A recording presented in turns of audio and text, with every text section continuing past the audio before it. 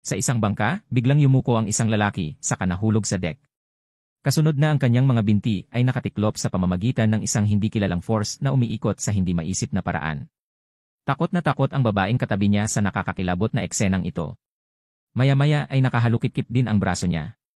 Siya ay patuloy na sumisigaw pagkatapos ay hinimatay sa sakit.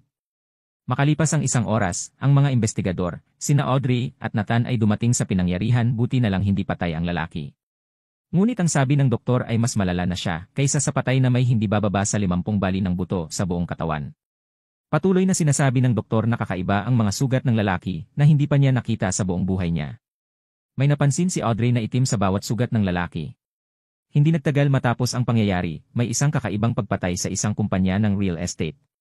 Ang biktima ay isang tindero at ang kanyang kalagayan ay kakilakilabot.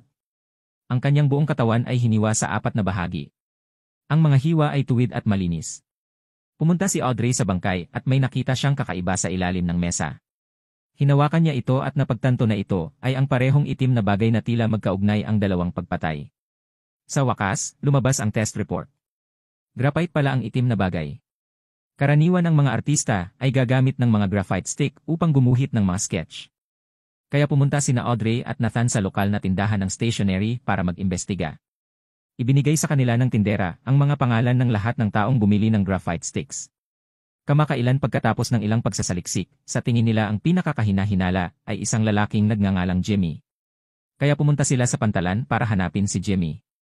Para sa mga layuning pangsiguridad ay nagdala sila ng sniper para maprotektahan sila na may kasamang baril sa likod ng sasakyan. Sa hindi inaasahang pagkakataon, nang magkita sila ni Jimmy ay may kakaibang nangyari. Laking gulat nila nang makitang biglang nawala ang bibig ni Jimmy.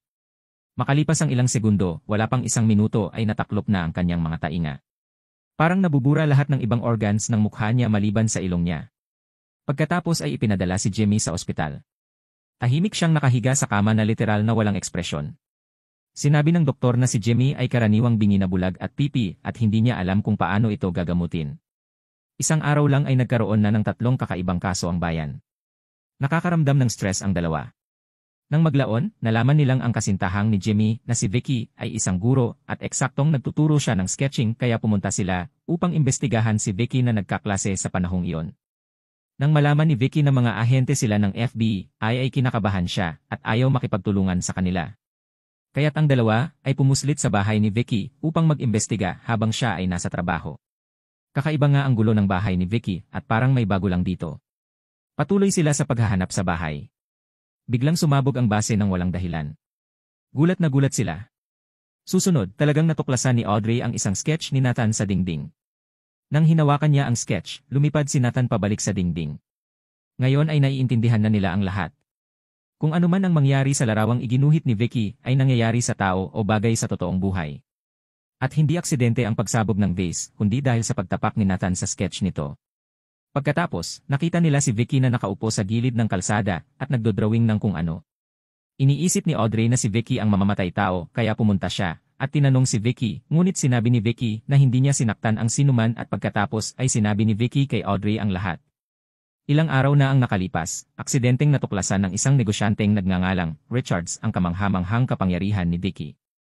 Pagkatapos ay ikinulong niya ang ama ni Vicky na nang blackmail kay Vicky upang gumuhit ng mga larawan ng lahat ng tao sa bayan ng walang pagkaantala. Dinala ni Vicky sina Audrey at Nathan sa pantalan at hinanap ang bangka ni Richard. Napapansin din sila ni Richard pero hindi man lang siya natatakot. Marami siyang larawan ng mga tao, lalo na ang isang ito sa kanyang kamay kung saan nakasketch dito ang buong bayan.